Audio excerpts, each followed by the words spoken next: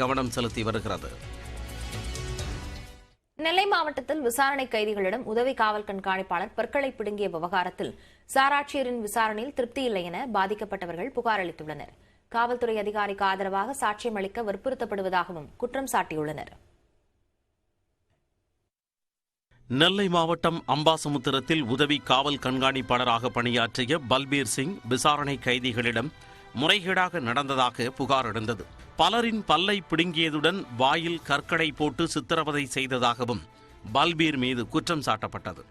இது தொடர்பான காட்சிகள் சமூக ஊடகங்களிலும் வெளியான நிலையில் சேரன் மகாதேவி சார் ஆட்சியர் முகமது சபீல் ஆலம் விசாரணை அதிகாரியாக நியமிக்கப்பட்டார்.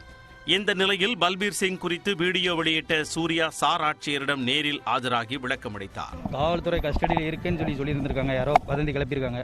அது ஒரு விசாரணைக்காண்டி கூட்டிருந்தாங்க, நான் அதுக்காண்டி வந்தேன். இல்லை, நான் கீழே விழுந்துதான் பல்லு உடைஞ்சது. சூர்யாதான் முதலில் ஏஎஸ்பி பல்பீர் சிங் பற்களை பிடுங்கியதாக சமூக வலைத்தளங்களில் பதிவிட்டவர் என்பது குறிப்பிடத்தக்கது. பின்னர் மாலையில் சம்மன் அனுப்பப்பட்ட சுபாஷ் உள்ளிட்ட 6 பேர் தங்களுக்கு ஏற்பட்ட பாதிப்புகளை நேரடியாக தெரிவிக்க வந்திருந்தனர். ஆனால் அவர்களை 3 மணி நேரமாக காக்க வைத்த சார் ஆட்சியர் சுபாஷை மட்டுமே விசாரித்து மற்றவர்களை திருப்பி அனுப்பினார். இனிமேல் நீ சாட்சி சொல்லக்கூடாது, உன் மேலே பிசிஆர் வழக்கு போட்டுருவேன், ஏற்கனவே ஒரு பிரச்சனையில் ஏதோ மாட்டிருப்பான் ஒரு 10 நாளைக்கு முன்னாடி அந்த வீடியோவில் உன்னை பிசிஆர் ஆட்டில் உள்ளே சேர்த்துருவோம், நீ இங்கே ஒன்றுமே பண்ணலை, கீழே விழுந்தன்னு சொல்லிட்டு போகணும் அப்படின்னு அந்த இன்ஸ்பெக்டர் மேடம் சொல்லியிருக்காங்க. இந்நிலையில் பல்பீர் சிங்கால் பாதிக்கப்பட்ட ஆட்டோ ஓட்டுநர் வேத நாராயணன் கூறுகையில், பிரிந்து போன தனது மனைவியை தன்னுடன் சேர்த்து வைப்பதாக கூறி காவல்துறையினர் தன்னிடம் பேரம் பேசுவதாகவும், அதற்கு பதிலாக ஏஎஸ்பி பல்பீர் சிங் தனது பற்களை உடைக்கவில்லை என எழுதிய பேப்பரில் கையெழுத்திட கேட்பதாகவும் தெரிவித்தார். எல்லாம் உனக்கு உன் குடும்பத்தில் 3 வருஷம் பிரிஞ்சு வாழ்ந்துட்டப்பா, உன்னை சேர்த்து வளர்த்துறோம் சரியா, அவன் ப்ராப்பர்ட்டி என் ப்ராப்பர்ட்டியை சொந்த ப்ராப்பர்ட்டியை 1.5 கோடி நான் வாங்கி வந்துடுறேன், உன் பொண்டாடி பிள்ளையும் நான் சேர்த்து விட்டுருக்கேன், அது போக என்ன உண்டு நீ நீங்கள் எங்கெல்லாம் உனக்கு என்ன பண்ணுறாரு அவர். ஊருக்குள் ஏற்பட்ட சிறிய தகராறில் தனது 27 வயது பேரன் சுபாஷை கண்மூடித்தனமாக ஏஎஸ்பி தாக்கியிருப்பதாக அவரது பாட்டி ஸ்வர்ணம் கண்ணீருடன் விவரித்தார். 3 பேரையும் பல்ல பிடுங்கி 3 பல்ல பிடுங்கி இந்த கட்டின் பிளேடு வச்சு பிடுங்கியிருக்காங்க. ஆணியை வச்சு பிடுங்குற சோறில் இருந்த ஆணியை பிடுங்குற மாதிரி பிடுங்குனா அவனுக்கு எவ்வளோ வேதனை இருக்கும். அவனுக்கு 27 வயசு தான் ஆகுது, 2 பிள்ளைகள் வேற இருக்கு. அவரும் இவர் பங்களாக்கு அவர் பங்களாக்கு இவரும் போவாங்களாம், ரெகுலராக போய்க்கிடுவாங்களாம். 2 பேரும் ஒரே பகுதியில் இருந்த ஒரே அந்த இதில் படித்த ஒரே இதில் யூனிட்டில் படித்த அந்த அவர் ஐஏஎஸ் கேடர் இவர் ஐபிஎஸ் கேடர் போல இருக்கு. அவர் நம்ம பல்பீர் சிங் சார் ஐபிஎஸ் கேடராகவும் இவர் ஐஏஎஸாகவும் செலக்ட் ஆகிருப்பாங்க போல இருக்கு. நெருங்கிய நண்பர்கள் போல இருக்கு. இதில் எப்படி நீதி விசாரணை நடக்கும் என்பதை நீங்கள் தான் எங்களுக்கு சொல்ல வேண்டும். இந்நிலையில் இச்சம்பவம் தொடர்பாக பேரவையில் அதிமுக, விசிக, மார்க்சிஸ்ட் கம்யூனிஸ்ட் உள்ளிட்ட கட்சிகள் சார்பில் சிறப்பு கவன ஈர்ப்பு தீர்மானம் கொண்டுவரப்பட்டது. அப்போது பேசிய முதலமைச்சர் மு.க. ஸ்டாலின், விரும்பத்தகாத செயலில் ஈடுபட்ட அம்பாசமுத்திரம் உதவி காவல் கண்காணிப்பாளர் பல்பீர் சிங்கை பணியிடை நீக்கம் செய்ய உத்தரவிட்டிருப்பதாக கூறினார். இந்த விரும்பத்தகாத சம்பவத்தில் ஈடுபட்ட அம்பாசமுத்திரம் கோட்ட உதவி காவல் கண்காணிப்பாளரை பணியிடை நீக்கம் செய்ய உத்தரவிட்டிருக்கிறேன் என்பதையும் நான் இந்த நேரத்தில் தெரிவித்துக் கொள்கிறேன். மேலும் முழுமையான விசாரணை அறிக்கை வந்தவுடன் இச்சம்பவத்தில் ஈடுபட்டவர்கள் மீது உரிய மேல் நடவடிக்கை எடுக்கப்படவும் என்பதை தாங்கள் வாயிலாக நான் உறுதியளிக்கிறேன். காவல் நிலையங்களில் மனித உரிமை மீறல் சம்பந்தமான பிரச்சனைகளில் எந்தவிதமான சமரசத்திற்கும் இடமளிக்கப்படாது என்றும் முதலமைச்சர் உறுதியளித்தார். விசாரணைக்கு வந்த கைதிகளின் பற்களை பிடுங்கியதாக வெளியான சம்பவம் தொடர்பாக நெல்லை ஐபிஎஸ் அதிகாரி பல்பீர் சிங்கிடம் விசாரணை நடைபெற்று வருவதாக டிஜிபி சைலேந்திரபாபு தெரிவித்துள்ளார். தமிழக மீனவ குடும்பத்தைச் சேர்ந்த இளைஞர்களுக்கு கடலோர காவல்படை, மாலுமி போன்ற பணிகளில் சேருவதற்கான 2ஆம் கட்ட சிறப்பு பயிற்சி அளிக்கும் நிகழ்ச்சி சென்னை மெரினா காவல் நிலையத்தில் நடைபெற்றது. டிஜிபி சைலேந்திரபாபு சிறப்பு விருந்தினராக பங்கேற்று சிறப்பு பயிற்சியை தொடங்கி வைத்தார். பின்னர் செய்தியாளர்களுக்கு பேட்டியளித்த அவர், இந்த ஆண்டு 100 மீனவ இளைஞர்களை இந்திய கப்பற்படையில் சேர்ப்பதே தங்களது இலக்கு என்றார். இரவு ரோந்து பணியில் பணியாற்றும் காவலர்களுக்கு டார்கெட் எதுவும் கொடுக்கப்படவில்லை என்றும், நவீன இயந்திரங்கள் மூலமே வாகன ஓட்டிகள் மது அருந்தியிருக்கிறார்களா என கண்காணிக்கப்படுகிறது என தெரிவித்தார். அதாவது குடிபோதையில் வண்டி ஓட்டுறாங்கன்னா அவர்களை கண்டுபிடிக்கிறதுக்காக நம்ம இப்போ கொடுக்குற மிஷின் வந்து ரொம்ப அட்வான்ஸ் மிஷின், ரொம்ப சென்சிட்டிவ்னா நீங்கள் கொஞ்சம் நேரத்தைக்கு குடிச்சிருந்தா கூட இல்லாட்டி ஒரு 6-7 ஹவர்ஸ் முன்னாடி மது இருந்திருந்தாலும் அது வந்து இண்டிகேட் பண்ணிடும் நம்ம இருக்குது அப்படின்னு சொல்லி. பிளட்டில் வேணால் அந்த ஆல்கஹால் கண்டென்ட் ரொம்ப கம்மியாக இருக்கலாம். ஆனால் மிஷின் வந்து ரொம்ப சின்ன அளவில் இருந்தால் கூட உங்களது பிரித்தில் வந்து இந்த மதுவினுடைய அம்சம் ரொம்ப குறைவாக இருந்தால் கூட அது வந்து இண்டிகேட் பண்ணுது. அது போன்ற ரொம்ப அட்வான்ஸ் மிஷின் கொண்டு வந்திருக்கிறோம். எனவே அதை வந்து நம்ம மறுபடியும் செக் பண்ண வேண்டியிருக்கு. அப்படி யாராவது இது மிஷினில் தவறு அப்படின்னா நிச்சயமாக நாங்கள் அதை பற்றி விசாரித்து அப்படி தவறு இருக்குதா அப்படிங்கிறத கண்டுபிடிச்சி நியாயமான மிஷினையும் நியாயமான முறையில் தான் இதை இந்த மாதிரி இந்த அமலாக்கத்தை நாங்கள் பண்ணுவோம் அப்படிங்கிறத தெரிவித்துக்கிறோம். இனி 1 நிமிட செய்திகளை அடுத்தடுத்து பார்க்கலாம். ஆவின் தயிர் பாக்கெட்டில் இந்தி எழுத்துக்களை அச்சிட வேண்டும் என்று மத்திய அரசு அறிவுறுத்தியது சர்ச்சையாக எழுந்துள்ள நிலையில் குழந்தையை கிள்ளிவிட்டு சீண்டி பார்க்கும் நயவஞ்சக எண்ணம் வேண்டாம் என்று மத்திய அரசுக்கு முதலமைச்சர் மு.க. ஸ்டாலின் கடும் கண்டனம் தெரிவித்துள்ளார். தமிழ்நாட்டில் ஆவின் மற்றும் கர்நாடகாவின் நந்தினி உள்ளிட்ட பால் உற்பத்தியாளர் கூட்டமைப்புகளுக்கு இந்திய உணவு பாதுகாப்பு மற்றும் தர ஆணையம் கடிதம் அனுப்பியது. அதில் ஆவின் மற்றும் கர்நாடகாவின் நந்தினி நிறுவனங்களின் தயிர் பாக்கெட்டுகளின் மீது இந்தியில் தகி என பெரிய எழுத்திலும் அதைத் தொடர்ந்து அடைப்பு குறிக்குள் தமிழில் தயிர் மற்றும் கன்னடத்தில் மொசரு என்றும் குறிப்பிட வேண்டும் என தெரிவித்திருந்தது. இந்த விவகாரம் இரு மாநிலங்களிலும் சர்ச்சையானது. மத்திய அரசின் இந்த முடிவுக்கு கன்னட அமைப்புகள் சார்பில் உடனடியாக கண்டனம் தெரிவிக்கப்பட்டது. தமிழகத்திலும் பாமக நிறுவனர் ராமதாஸ் கண்டனம் தெரிவித்திருந்தார். இந்த நிலையில் விளக்கமளித்த பால்வளத்துறை அமைச்சர் நாசர், இந்தியை மறைமுகமாக திணிக்கும் முயற்சி என்பதால் ஆவின் நிர்வாகம் இந்த உத்தரவை பின்பற்றாது என திட்டவட்டமாக தெரிவித்தார். இதனைத் தொடர்ந்து ட்விட்டரில் காட்டமாக பதிவிட்டுள்ள முதலமைச்சர் மு.க. ஸ்டாலின், எங்கள் தாய்மொழியை தள்ளி வைக்கச் சொல்லும் மத்திய அரசே, மக்களின் உணர்வுகளை மதியுங்கள் மற்றும் இந்தி திணிப்பை கைவிடுங்கள் என்று கூறியுள்ளார். குழந்தையை கிள்ளிவிட்டு சீண்டி பார்க்கும் நயவஞ்சக எண்ணம் யாருக்கும் வேண்டாம் என்றும் தொட்டிலை ஆட்டும் முன்னர் தொலைந்து விடுவீர்கள் என்றும் மு.க. ஸ்டாலின் எச்சரித்துள்ளார். தேசிய கல்விக் கொள்கையை எந்த மாநிலமும் எதிர்க்கவில்லை என்று மத்திய கல்வித்துறை அமைச்சர் தர்மேந்திர பிரதான் தெரிவித்துள்ளார். டெல்லியில் நடைபெற்ற நெட்வொர்க் 8 நிகழ்ச்சியில் கலந்து கொண்டு பேசிய அவர், தேசிய கல்விக் கொள்கையை அமல்படுத்துவதில் எந்த சிக்கலும் இல்லை என்று கூறினார். இந்தியை திணிப்பதாக கூறப்படும் குற்றச்சாட்டுக்கு மறுப்பு தெரிவித்த அவர், எல்லா மொழியும் தேசிய மொழிதான் என்றார். तमिलनाडु से लेके पून मोदी वहाँ का शिक्षा मंत्री है, हमारे अच्छे मित्र हैं. वहाँ के माननीय मुख्यमंत्री स्टालिन साहब है, उनसे भी मैंने चर्चा किया है. जो तथाकथित राज्य अखबार में या आप लोग उसको एक ले आते हो कि ये लोग आमने सामने है, आज देश में एक अमूमन कॉन्सेंसस बनी है कि एनईपी को लागू करना. None of the state is opposing NEP implementation in letter and spirit. एक மாணவர்களின் வளர்ச்சிக்கு மொழிகள் உதவும் வகையில் தேசிய கல்விக் கொள்கை வடிவமைக்கப்பட்டுள்ளதாக தர்மேந்திர பிரதான் கூறினார். அறியப்படாத விடுதலை போராட்ட வீரர்கள் குறித்து மாணவர்கள் தெரிந்து கொள்ள தேசிய கல்விக் கொள்கை உதவும் என்றார். மேலும் தொழில்நுட்ப வளர்ச்சிக்கு ஏற்ப புதிய கல்விக் கொள்கை வடிவமைக்கப்பட்டுள்ளது என்றும் அமைச்சர் பிரதான் தெரிவித்தார். பெண்களின் பாதுகாப்பு கருதி தமிழ்நாட்டில் அரசு போக்குவரத்து கழகங்கள் சார்பில் இயக்கப்படும் அனைத்து பேருந்துகளிலும் சிசிடிவி கேமராக்கள் பொருத்தப்படும் என்று போக்குவரத்துத்துறை அமைச்சர் சிவசங்கர் அறிவித்துள்ளார். சட்டப்பேரவையில் போக்குவரத்துத்துறை மானியக் கோரிக்கை மீதான விவாதத்தின் போது 18 புதிய அறிவிப்புகளை அமைச்சர் சிவசங்கர் வெளியிட்டார். அப்போது போக்குவரத்து கழக பணிமனைகளில் உணவகங்கள் நடத்த மகளிர் சுய உதவிக்குழுக்கள் முன்வந்தால் முன்னுரிமை அளிக்கப்படும் என்றும், விரைவு போக்குவரத்து கழக பேருந்துகளில் ஒரே மாதத்தில் 5 முறை முன்பதிவு செய்து பயணம் செய்யும் பயணிகளுக்கு அடுத்த பயணங்களில் 50% கட்டண சலுகை வழங்கப்படும் எனவும் கூறினார். அரசு போக்குவரத்து கழக பணிமனைகளில் உள்ள உணவகங்கள் இப்பொழுது டெண்டர் முறையில் நடத்தப்படுகிறது. அவற்றை மகளிர் சுய உதவி குழுக்கள் நடத்த முன்வந்தால் அவர்களுக்கு முன்னுரிமை அளிக்கப்படும் என்ற செய்தியை இந்த நேரத்தில் தெரிவித்துக் கொள்கிறேன். சாலை விபத்தில் காயமடைந்தவர்களுக்கு உதவுவோருக்கு மத்திய அரசு வழங்கும் 5000 ரூபாய் நிதியுடன் மாநில அரசு சார்பில் 5000 ரூபாய் வழங்கப்படும் என தெரிவித்த அமைச்சர் சிவசங்கர், ஓட்டுநர் உரிமம் மற்றும் வாகன பதிவு தொடர்பான 42 சேவைகளை இணையதளம் மூலம் பெற்றுக் கொள்ளலாம் என அறிவித்தார். மேலும் போக்குவரத்து துறையில் தனியார் மையம் என்ற பேச்சுக்கே இடமில்லை எனவும் அமைச்சர் சிவசங்கர் விளக்கமளித்தார். கருணாநிதி காலம் முதல் திமுகவில் இருந்து வரும் தான் உதயநிதியின் மகன் காலத்திலும் அவருக்கு பக்கத்துணையாக இருப்பேன் என்று நீர்வளத்துறை அமைச்சர் துரைமுருகன் சட்டப்பேரவையில் உருக்கமாக பேசினார். முதல்வர் சொன்னாரு, எங்க அப்பாவோடவே 53 வருஷத்துக்கு மேல கூடவே இருந்தவர் இப்ப என்னோடு இருக்காருன்னு. உடனே உதயா அந்த பக்கம் உட்கார்ந்தாரு. ஒரு உதயா கூட இருக்கிறார். உதயா கூட இப்போதான் இருக்காருன்னாரு. நான் சொன்னேன் கவர்னருக்கு, உதயாவுக்கு ஒரு பையன் இருக்கான், அவன் கூட நான் தான் இருப்பேன் அப்படின்னு சொன்னேன். மேலும் தான் மறைந்த பிறகு தனது கல்லறையில் கோபாலபுரத்து விஸ்வாசி இங்கே உறங்குகிறான் என்று எழுதினால் போதும் என கலங்கியபடி பேசினார்.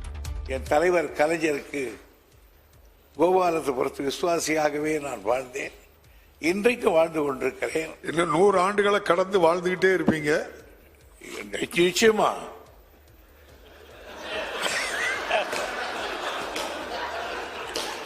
அதையும் சொல்லிடுறேன். எதிர்க்கட்சிகள் என் மீது காட்டும் மரியாதைக்கு நன்றி கடன் பட்டுள்ளதாகவும் அமைச்சர் துரைமுருகன் உணர்ச்சி பூர்வமாக பேசினார். அதிமுக பொதுச் செயலாளர் தேர்தல் மற்றும் பொதுக்குழு தீர்மானங்களுக்கு தடை விதிக்க மறுத்ததை எதிர்த்து ஓ பன்னீர்செல்வம் தாக்கல் செய்த மேல்முறையீட்டு மனுவை சென்னை உயர்நீதிமன்றம் இன்று விசாரிக்கிறது. கடந்த ஆண்டு ஜூலை 11ஆம் தேதி நடைபெற்ற அதிமுக பொதுக்குழுவில் நிறைவேற்றப்பட்ட தீர்மானங்கள் மற்றும் அதிமுக பொதுச் செயலாளர் தேர்தல் அறிவிப்பு ஆகியவை செல்லும் என சென்னை உயர்நீதிமன்ற தனி நீதிபதி குமரேஷ் பாபு மார்ச் 28ஆம் தேதி தீர்ப்பளித்தார். இதனை எதிர்த்து ஓ பன்னீர்செல்வம் தரப்பில் மேல்முறையீடு செய்யப்பட்டது. ஓபிஎஸ் ஆதரவாளர்களான மனோஜ் பாண்டியன், வைத்தியலிங்கம், ஜேசிடி பிரபாகர் ஆகியோர் சார்பிலும் மனு தாக்கல் செய்யப்பட்டன.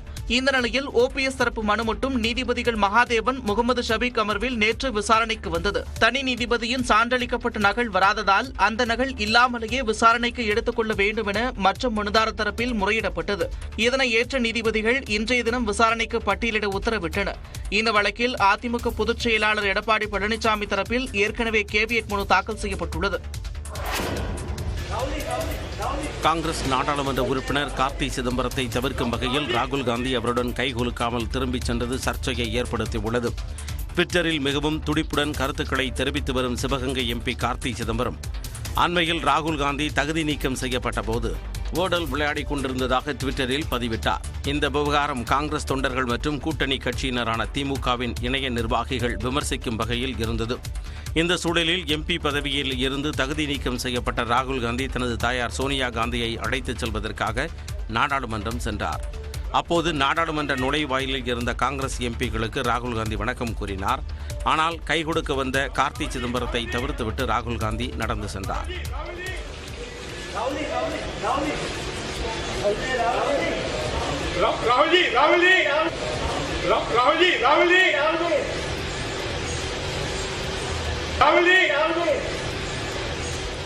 இதனால் பெரும் ஏமாற்றத்துடன் கார்த்தி சிதம்பரம் திரும்பிச் சென்றார்.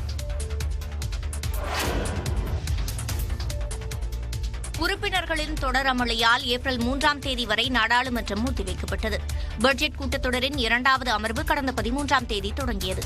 அதானி குழும முறைகேடு குறித்து நாடாளுமன்ற கூட்டுக்குழு விசாரணை கோரி காங்கிரஸ் கட்சியும் லண்டனில் இந்திய ஜனநாயகத்தை விமர்சித்ததற்காக ராகுல் காந்தி மன்னிப்பு கேட்க வலியுறுத்தி பாஜகவும் தொடர்ந்து அமளியில் ஈடுபட்டன.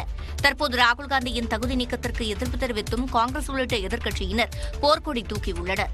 இத்தகைய சூழலில் புதன்கிழமை தொடங்கிய நாடாளுமன்ற அவைகள் ஒரு சில நிமிடங்களில் முடங்கின.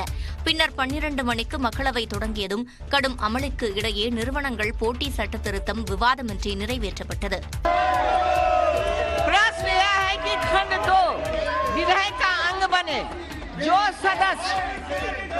इसके पक्ष में है हाँ कहे, जो सदस्य विरोध में है ना कहे. முன்னதாக வன பாதுகாப்பு சட்ட திருத்த மசோதாவை சுற்றுச்சூழல் துறை அமைச்சர் பூபேந்தர் யாதவ் அறிமுகம் செய்தார். மாநிலங்களவையிலும் உறுப்பினர்கள் தொடர்ந்து அமளியில் ஈடுபட்டதால் சில நிமிடங்களில் அவை முடங்கியது. உறுப்பினர்களின் தொடர் கூச்சல் குழப்பத்தால் நாடாளுமன்றம் ஏப்ரல் 3ஆம் தேதி வரை ஒத்திவைக்கப்பட்டது. யுபிஐ வாலெட் மூலமாக வணிக பண பரிவர்த்தனைக்கு சேவை கட்டணம் வசூலிக்கப்படும் என தகவல் வெளியான நிலையில் வாடிக்கையாளர்களிடம் கட்டணம் வசூலிக்கப்படாது என தேசிய பண பரிவர்த்தனை கழகம் தெரிவித்துள்ளது. பேடிஎம், கூகுள் பே, போன்பே போன்ற யுபிஐ பரிவர்த்தனைக்கு கட்டணம் வசூலிக்க வேண்டும் என்று நீண்ட காலமாக வங்கிகள் கோரிக்கை விடுத்து வந்தன. இந்நிலையில் 2000 ரூபாய்க்கு மேற்பட்ட யுபிஐ வாலெட் பரிவர்த்தனைகளுக்கு 1.1% கட்டணம் வசூலிக்க தேசிய பண பரிவர்த்தனை கழகம் அனுமதி வழங்கியதாக தகவல் வெளியானது. இதனால் ஏப்ரல் 1ஆம் தேதி முதல் யுபிஐ பரிவர்த்தனைகளுக்கு கட்டணம் வசூலிக்கப்படுமோ என பொதுமக்கள் மத்தியில் குழப்பம் ஏற்பட்டது. இதற்கு தேசிய பண பரிவர்த்தனை கழகம் விளக்கம் அளித்துள்ளது. இதுகுறித்து வெளியிட்டுள்ள அறிக்கையில் யுபிஐ இலவசமானது, வேகமானது, பாதுகாப்பானது, எளிதானது என்று தேசிய பண பரிவர்த்தனை கழகம் தெரிவித்துள்ளது. மேலும் பெரும்பாலும் வங்கிக் கணக்கில் இணைக்கப்பட்ட யுபிஐ பரிவர்த்தனைகளே பயன்படுத்தப்படுவதாகவும் மொத்த யுபிஐ பரிவர்த்தனைகளில் 99.9% பரிவர்த்தனைகள் வங்கி கணக்குடன் இணைக்கப்பட்டவை என்றும் தெரிவிக்கப்பட்டுள்ளது. இந்த பரிவர்த்தனைகளுக்கு தொடர்ந்து வாடிக்கையாளர்களுக்கும் வியாபாரிகளுக்கும் எந்த கட்டணமும் வசூலிக்கப்படாது என தேசிய பண பரிவர்த்தனை கழகம் அறிவித்துள்ளது. தற்போது புதிதாக மொபைல் வாலெட் பரிவர்த்தனைகளுக்கு மட்டுமே கட்டணம் அறிமுகப்படுத்தப்பட்டிருப்பதாகவும் இந்த கட்டணங்கள் வாடிக்கையாளர்களிடம் வசூலிக்கப்படாது என்றும் தேசிய பண பரிவர்த்தனை கழகம் தெளிவுபடுத்தியுள்ளது. வேங்கவயல் கிராமத்தில் நீர்த்தேக்க தொட்டியில் மனித கழிவு கலக்கப்பட்ட வழக்கு தொடர்பாக விசாரிக்க ஒருநபர் ஆணையத்தை அமைத்து சென்னை உயர்நீதிமன்றம் உத்தரவிட்டுள்ளது. புதுக்கோட்டை மாவட்டம் வேங்கவயல் கிராமத்தில் பட்டியலின மக்கள் வசிக்கும் பகுதியில் உள்ள மேல்நிலை நீர்த்தேக்க தொட்டியில் மனித கழிவு கலந்த விவகாரம் பெரும் அதிர்ச்சியை ஏற்படுத்தியது. இந்த வழக்கை சிபிசிஐடி விசாரித்து வரும் நிலையில் சம்பவம் நடந்து 3 மாதங்கள் ஆகியும் குற்றவாளிகளை அடையாளம் காண முடியவில்லை. இந்நிலையில் சென்னை உயர்நீதிமன்றத்தில் வேங்கவயல் விவகாரத்தில் சிபிஐ விசாரணை கோரிய மனு விசாரணைக்கு வந்தது. அப்போது பேரளவில் மட்டுமே சிபிசிஐடி விசாரணை நடைபெற்று வருவதாக மனுதாரர் தரப்பில் வாதிடப்பட்டது. குற்றச்சாட்டை மறுத்த அரசு தரப்பு வழக்கறிஞர் நியாயமான முறையில் சிபிசிஐடி விசாரணை நடைபெற்று வருவதாகவும் உயர் அதிகாரிகள் கண்காணித்து வருவதாகவும் தெரிவித்தார். இருதரப்பு வாதங்களை கேட்ட நீதிபதிகள் ஓய்வு பெற்ற நீதிபதி சத்யநாராயணன் தலைமையில் ஒருநபர் ஆணையத்தை அமைத்து உத்தரவிட்டனர். வேங்கைவயல் கிராமத்தில் நேரில் விசாரணை நடத்தி 2 மாதங்களில் அறிக்கை தாக்கல் செய்ய வேண்டுமென ஆணையத்திற்கு அவகாசம் அளிக்கப்பட்டுள்ளது. ஆணையத்திற்கு தேவையான வசதிகளை தமிழ்நாடு அரசு செய்து கொடுக்க வேண்டும் என்று நீதிபதிகள் உத்தரவிட்டுள்ளனர்.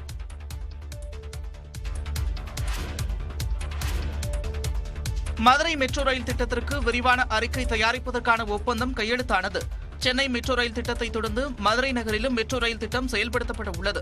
மதுரையில் திருமங்கலம் ஒத்தக்கடை வேளாண் கல்லூரி வரை 31 கிலோமீட்டர் தூரத்திற்கு மெட்ரோ ரயில் பாதை அமைக்க திட்டமிட்டுள்ளன. இத்திட்டத்திற்கான விரிவான சாத்தியக்கூறு அறிக்கை தயாரிக்கப்பட்டு அரசிடம் சமர்ப்பிக்கப்பட்ட நிலையில் விரிவான திட்ட அறிக்கையை தயாரிக்குமாறு சென்னை மெட்ரோ ரயில் நிறுவனத்திற்கு அரசு கேட்டுக் கொண்டுள்ளது. அதன்படி மதுரை மெட்ரோ ரயில் திட்டத்திற்கு விரிவான திட்ட அறிக்கை தயாரிப்பதற்கான ஒப்பந்தம் RV associate architects engineer and consultant private நிறுவனத்திற்கு வழங்கப்பட்டது. இந்த நிலையில் அந்த நிறுவனத்தின் நிர்வாகிகள் மற்றும் சென்னை மெட்ரோ ரயில் நிறுவன இயக்குநர் உள்ளிட்டோர் பங்கேற்ற ஆலோசனைக் கூட்டம் சென்னை நந்தனத்தில் நடைபெற்றது. அப்போது மதுரை மெட்ரோ ரயில் திட்டத்திற்கான விரிவான அறிக்கையை 75 நாட்களுக்குள் தயாரித்து அளிக்க மெட்ரோ ரயில் நிர்வாகம் வலியுறுத்தியுள்ளது. விரைவில் மதுரையில் இது தொடர்புடைய கூட்டம் நடைபெறவுள்ளதாகவும் தெரிவிக்கப்பட்டுள்ளது.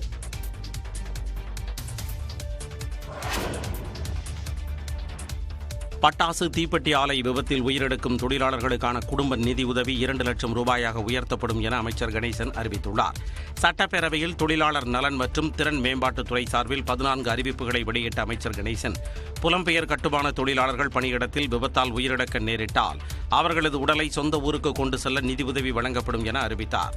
இதேபோன்று கட்டுமான தொழிலாளர்களின் குழந்தைகள் ஐஐடி, ஐஐஎம் மற்றும் மருத்துவக் கல்லூரிகளில் சேர்ந்தால் ஆண்டிற்கு 50,000 ரூபாய் கல்வி உதவித்தொகை வழங்கப்படும் என்றும், 60 வயதுக்குட்பட்ட கட்டுமான தொழிலாளர்களுக்கு தீவிர நோய் பாதிப்பு நலத்திட்ட உதவித்தொகையாக ஆண்டுதோறும் 12,000 ரூபாய் வழங்கும் திட்டம் முதற்கட்டமாக 3 ஆண்டுகளுக்கு அறிமுகப்படுத்தப்படும் என்றும் தெரிவித்தார். இதேபோன்று அமைப்பு சாரா ஓட்டுநர்கள் மற்றும் தானியங்கி மோட்டார் வாகனங்கள் பழுது பார்க்கும் தொழிலாளர்கள் பணியின் போது உயிரிழக்க நேரிட்டால் அவர்களின் குடும்பத்தினருக்கு 5 லட்சம் ரூபாய் நிவாரணமாக வழங்கப்படும் எனவும், 27 அரசு தொழிற்பயிற்சி நிலையங்களில் உள்கட்டமைப்பு மற்றும் அடிப்படை வசதிகள் 18 கோடியே 70 லட்சம் ரூபாய் செலவில் புதுப்பிக்கப்படும் எனவும் அமைச்சர் கணேசன் கூறினார். பட்டாசு மற்றும் தீப்பெட்டி தொழிலாளர்கள் நல வாரியத்தில் பதிவு பெற்ற தொழிலாளர்கள் விபத்து மரணம் அடையும் நேர்வில் தற்போது வழங்கப்பட்டு வரும் விபத்து மரண உதவித்தொகை 1,25,000 ரூபாயிலிருந்து 2 லட்சமாக உயர்த்தி வழங்கப்படும்.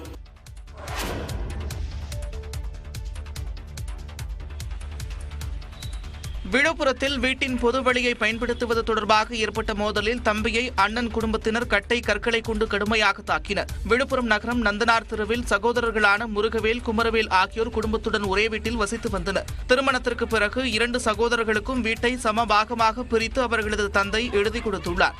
இந்நிலையில் கழிவறைக்கு செல்லும் பொது பாதையை பயன்படுத்துவதில் 2 குடும்பத்தினருக்கும் பலமுறை தகராறு ஏற்பட்டு 3 முறை காவல் நிலையத்தில் புகார் அளிக்கப்பட்டுள்ளது.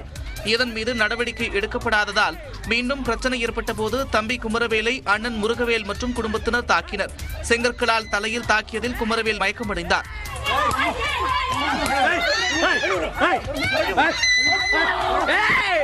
குமரவேல் முண்டியம்பாக்கம் மருத்துவக் கல்லூரி மருத்துவமனையில் சிகிச்சை பெற்ற நிலையில் அவரது குடும்பத்தினர் காவல் நிலையத்தில் வீடியோவுடன் புகார் அளித்ததன் பேரில் போலீசார் வழக்கு பதிவு செய்து விசாரணை மேற்கொண்டுள்ளனர். சென்னை ஆவடியில் ஜிம் பயிற்சியாளர் ரத்தவாந்தி எடுத்து உயிரிழந்தார். ஆணழகன் போட்டியில் வெற்றி பெற அதிக அளவில் ஸ்டீராய்டு மருந்து எடுத்ததுதான் காரணமாகின. மருத்துவர்கள் தெரிவிப்பது என்ன எனவும் குறித்து இந்த தொகுப்பில் பார்க்கலாம்.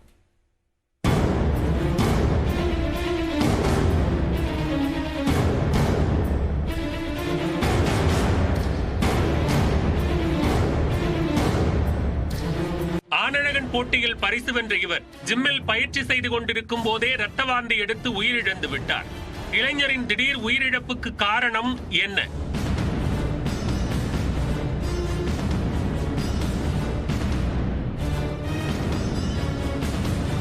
கொரோனாவுக்கு பிறகு இளைஞர்கள் மாரடைப்பால் உயிரிழக்கும் சம்பவங்கள் அதிகரித்து வருகிறது. இது தொடர்பாக ஆய்வுகளும் நடைபெற்று வருகின்றன. கடுமையான உடற்பயிற்சி செய்பவர்கள் கூட திடீரென உயிரிழப்பது அதிகரித்து விட்டது.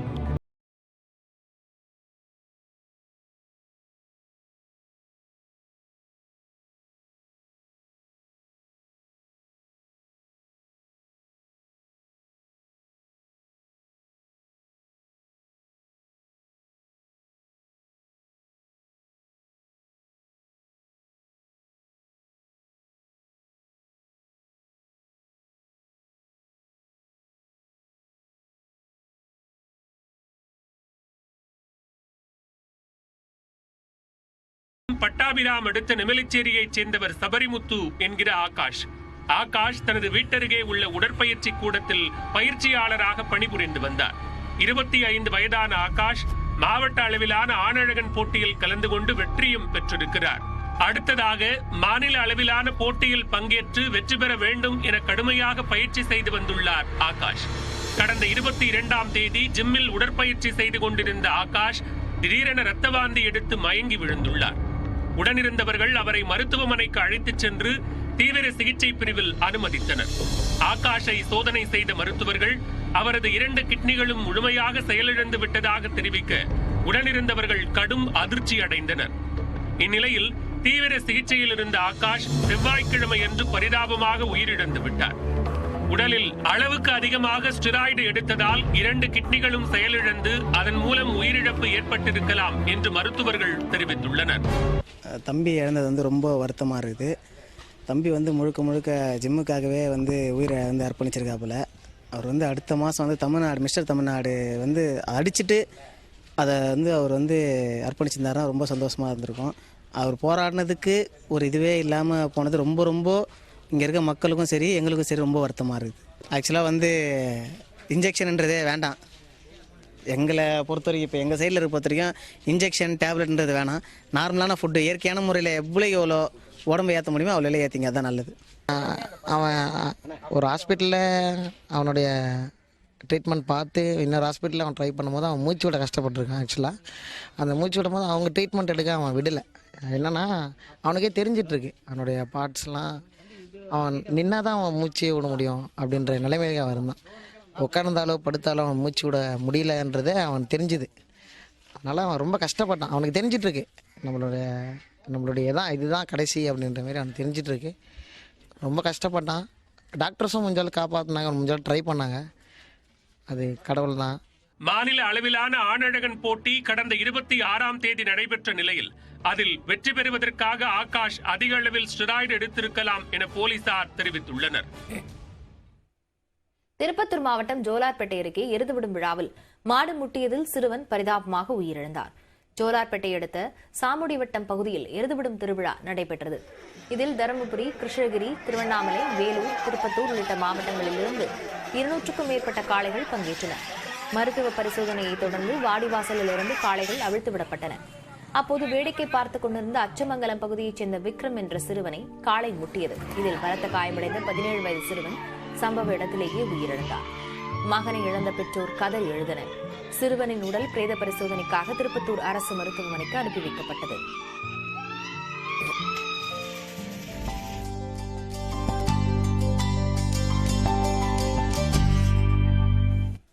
தொடர்ந்து நம்ம ஒரு செய்திகளை பார்க்கலாம்.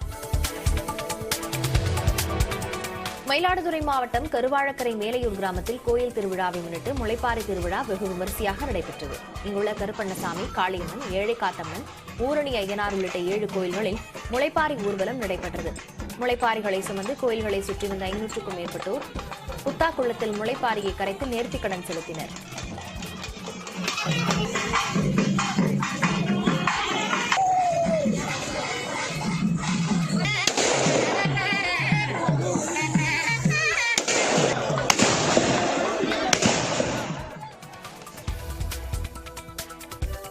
புதுக்கோட்டையில் நடைபெற்ற மகளிர் சுய உதவி குழுக்களுக்கான உணவு திருவிழாவில் 180க்கும் மேற்பட்ட பெண்கள் கலந்து கொண்டு பல்வேறு வகையான சிறுதானிய உணவுகளை செய்து அசத்தினர்.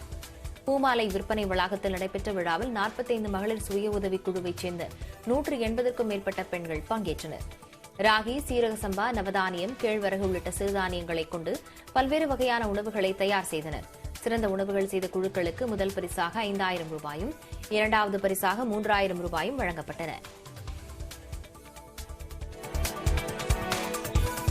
நெல்லை மாவட்டம் கூடுதாழையில் 19 நாட்களாக நடைபெற்று வந்த மீனவர்களின் போராட்டம் வாபஸ் பெறப்பட்டது. அடிக்கடி கடல் அரிப்பு ஏற்படுவதால் தூண்டில் வளைவு அமைக்க கோரி மீனவர்கள் வேலைநிறுத்த போராட்டத்தில் ஈடுபட்டு வந்தனர். இந்நிலையில் ஊர் பிரதிநிதிகளை அழைத்து சபாநாயகர் அப்பாவு தலைமையில் சென்னையில் பேச்சுவார்த்தை நடைபெற்றது. அப்போது 3 மாதங்களில் தூண்டில் வளைவு அமைக்கும் பணி தொடங்கும் என அதிகாரிகள் உறுதியளித்ததை அடுத்து போராட்டம் திரும்பப் பெறப்பட்டது.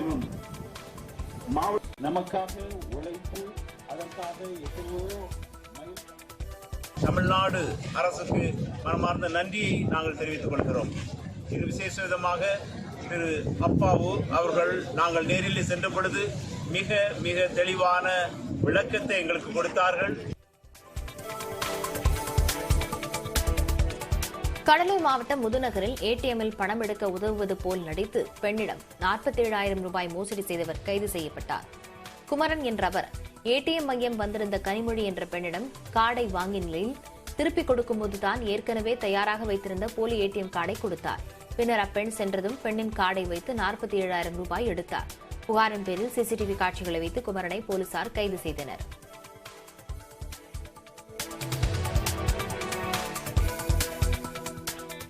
தஞ்சாவூர் மாவட்டம் பாபநாசம் அருகே வீட்டிற்குள் 7 அடி நீள சாரை பாம்பு புகுந்தது. பாபநாசம் அருகே இளங்கார்குடி மாரியம்மன் கோயில் தெருவில் வசிக்கும் சவுந்தரராஜன் வீட்டிற்குள் கருப்பு நிற சாரை பாம்பு புகுந்தது. தகவலறிந்து வந்த தீயணைப்புத் துறையினர் படுக்கை அறையில் பதுங்கியிருந்த 7 அடி நீள பாம்பை பிடித்து வனப்பகுதிக்குள் விடுவித்தனர்.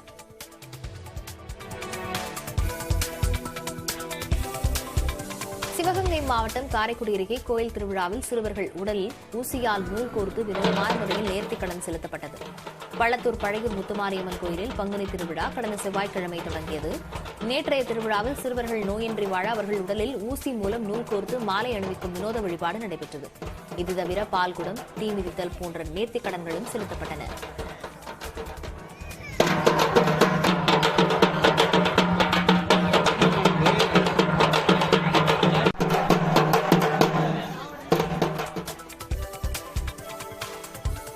சென்னையை அடுத்த பூந்தமல்லியில் ஆட்டோ பந்தயத்தில் ஈடுபட்டதாக 4 பேரை காவல்துறையினர் கைது செய்தனர். வண்டலூர் மீஞ்சூர் வெளிவட்ட சாலையில் அனுமதியின்றி ஆட்டோ பந்தயம் நடைபெறுவதாக காவல்துறைக்கு தகவல் கிடைத்தது.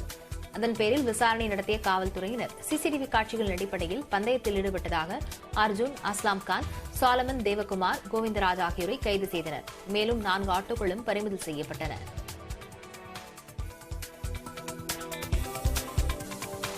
அரியலூர் மாவட்டம் ஜெயங்கொண்டத்தில் அரசு பேருந்து முன்பக்க கண்ணாடியை சேதப்படுத்தியதாக 2 பேர் கைது செய்யப்பட்டனர். ஜெயங்கொண்டம் பிள்ளையார் கோவில் நிறுத்தத்தில் பெண் ஒருவர் ஓடி வந்ததை கண்ட ஓட்டுநர் அரசு பேருந்தை நிறுத்தி அவரை ஏற்றியதாக தெரிகிறது. இந்நிலையில் அவ்வழியாக சென்ற 2 இளைஞர்கள் பயணிகள் வருவது கூட தெரியாமல் பேருந்தை இயக்குவதாக கூறி தகராறில் ஈடுபட்டதோடு பேருந்தின் மீது கற்களை வீசி தாக்கியுள்ளனர். ஓட்டுநர் அளித்த புகாரின் பேரில் அருண்குமார் மற்றும் சதீஷ் ஆகிய இருவரையும் காவல்துறையினர் கைது செய்தனர். புதுக்கோட்டை மாவட்டம் பொன்னமராவதி அருகே 100 நாள் பணி நிறைவை பெண்கள் கும்மியடித்துக் கொண்டாடினர். பொன்னமராவதி அருகே ஆலவயல் கிராமத்தில் 700க்கும் மேற்பட்ட பெண்கள் மகாத்மா காந்தி தேசிய ஊரக வேலைவாய்ப்பு திட்டத்தில் பணியாற்றி வந்தனர். இந்நிலையில் நேற்றுடன் 100 நாள் பணி நிறைவடைந்த நிலையில் பணியாளர்கள் ஒன்று சேர்ந்து ஆலவயல் மணத்தொண்டி முருகன் கோயிலில் சிறப்பு வழிபாடு செய்தனர்.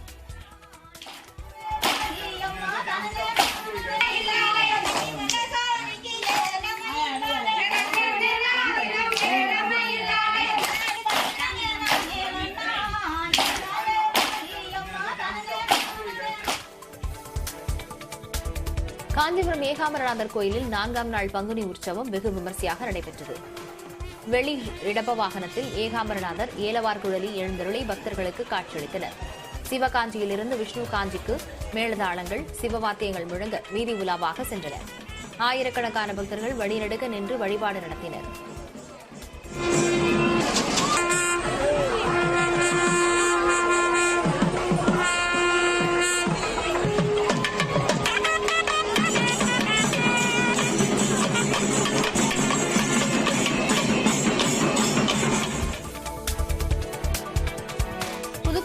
மாவட்டம் அரிமளம் அருகே நடைபெற்ற மாட்டு வண்டி பந்தயத்தில் மாடுகள் துள்ளி குதித்து சீறி பாய்ந்தன. பெருங்குடி அம்மன் கோயில் பங்குனி திருவிழாவை முன்னிட்டு மாட்டு வண்டி பந்தயம் நடைபெற்றது. நெடுமாடு, பூஞ்சிட்டு மாடு என இரு பிரிவுகளாக நடத்தப்பட்ட போட்டியில் சிவகங்கை, புதுக்கோட்டை, திருச்சி, தஞ்சாவூர் உள்ளிட்ட பல்வேறு மாவட்டங்களைச் சேர்ந்த 29 மாட்டு வண்டிகள் கலந்து கொண்டன. வெற்றி பெற்ற மாட்டு வண்டியின் உரிமையாளர்களுக்கு ரொக்கப் பரிசும் கோப்பைகளும் வழங்கப்பட்டன.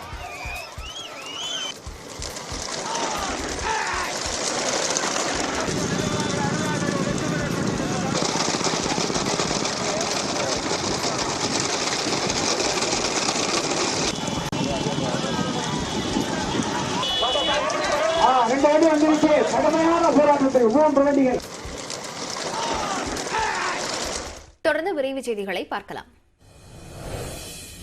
தஞ்சாவூர் மாவட்டம் கருப்பூரில் சாலை பணிக்காக பள்ளம் தோண்டிய போது 3 சாமி சிலைகள் கண்டெடுக்கப்பட்டுள்ளன. விநாயகர், அம்மன் மற்றும் வராகி சிலைகள் கண்டெடுக்கப்பட்ட தகவல் அறிந்த மக்கள் சிலைகளுக்கு மஞ்சளால் அபிஷேகம் செய்து மாலை அணிவித்து வழிபட்டனர். தகவல் அறிந்து வந்த திருவையாறு தாசில்தார் பழனியப்பன் விசாரணை நடத்தி சிலைகளை மீட்டார்.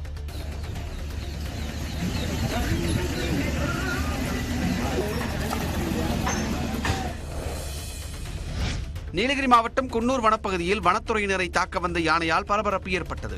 குன்னூரில் இருந்து மேட்டுப்பாளையம் செல்லக்கூடிய மலைப்பாதையில் 5க்கும் மேற்பட்ட யானைகள் கூட்டமாக உலா வந்தன. இதனால் அவ்வழியாக சென்ற வாகன ஓட்டிகள் அச்சமடைந்தனர். இந்த நிலையில் யானைகளை வனப்பகுதிக்குள் விரட்டும் பணியில் வனத்துறையினர் ஈடுபட்டனர். அப்போது கூட்டத்தில் இருந்து ஒரு யானை வனத்துறையினரை தாக்க முயன்றது. பின்னர் வனத்துறையினர் கூச்சலிட்டு யானைகளை வனப்பகுதிக்குள் விரட்டி அடித்தனர்.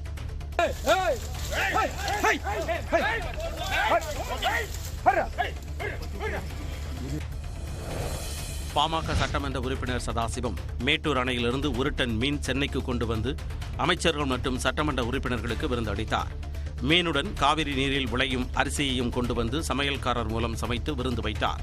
சென்னை திருவல்லிக்கேணியில் உள்ள சமூக நல கூடத்தை ஏற்பாடு செய்து சுமார் 5 லட்சம் ரூபாய் செலவில் இந்த விருந்து தயாரிக்கப்பட்டது. திருவள்ளூர் மாவட்டம் திருவூர் அரசு மாதிரி பள்ளியில் முறையாக முடிவெட்டி கொண்டு வராத மாணவர்களுக்கு பள்ளி வளாகத்திலேயே முடித்திருத்தம் செய்யப்பட்டது. பள்ளிக்கு வந்த 9 மற்றும் 10ஆம் வகுப்பைச் சேர்ந்த 50 மாணவர்களுக்கு ஆசிரியர்கள் மேற்பார்வையிலேயே முடித்திருத்தம் செய்யப்பட்டது.